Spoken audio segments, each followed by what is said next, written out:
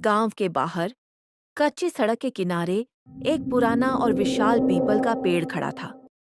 ये पेड़ इतना पुराना था कि उसकी जड़ें मिट्टी के नीचे से बाहर निकलकर पूरी सड़कों को घेर चुकी थी। किसी को भी इस पेड़ के पास जाने की हिम्मत नहीं होती थी। गांव के बुजुर्गों का कहना था कि इस पेड़ में कुछ अजीब सी शक्ति है जो किसी भी इंसान को अपनी ओर खींच लेती है। गांव में एक लड़का था जिसका नाम अरुण था।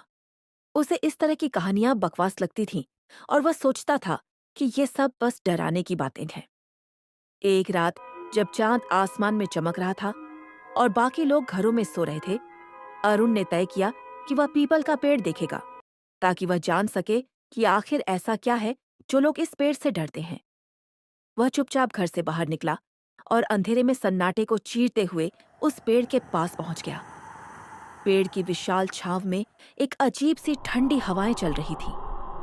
जैसे ही उसने पेड़ की छांव में कदम रखा, उसे एक हल्की सी सरसराहट सुनाई दी, जैसे कोई फुसफुसा रहा हो। लेकिन जब उसने इधर उधर देखा तो वहां कोई नहीं था। अरुण ने आगे बढ़ने का फैसला किया और पेड़ के तने को छू लिया। जैसे ही उसने हाथ रखा, उसकी अंगुलियां ठंडी हो गईं। उसे अचानक सिर में एक तीव्र दर्द महसूस हुआ और एक गहरी आवाज उसके कानों में गूंजने लगी, यह पेड़ तुम्हें छोड़ने नहीं देगा। अरुण ने हड़बड़ी में पेड़ को छोड़ा और पीछे हटने की कोशिश की, लेकिन जैसे ही उसने कदम पीछे बढ़ाया, वह महसूस करने लगा कि कुछ कड़ी पकड़ रही है। अचानक उसे महसूस हुआ कि जैसे उसकी पांवों में जड़ें उलझ रही हों। वह कोशिश करता रहा, लेकिन जड़ें और भी गहरी होती चली गईं, जैसे वे उसे अपनी ओर खींच रही हों। उसने चिल्लाकर मदद मांगी, लेकिन उसकी आवाज जैसे हवा में विलीन हो गई।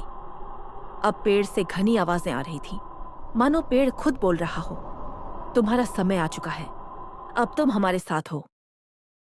अरुण ने एक आखिरी बार घबराकर अपने दोस्तों का नाम पुकारा, लेकिन कोई जवाब नहीं आया।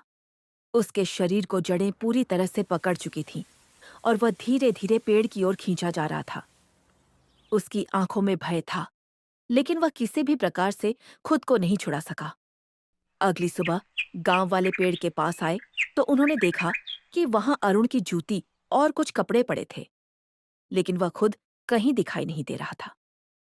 गांव के बुजुर्गों ने कहा, यह पेड़ अब अरुण को अपनी दया से ले गया है और अब वह पेड़ में समाहित हो चुका है। आज भी रात के समय जब हवाएं तेज चलती हैं, तो उस पीपल के पेड़ से हल्की सी फुसफुसाहट सुनाई देती है। कभी-कभी गांव वाले कहते हैं कि वे अरुण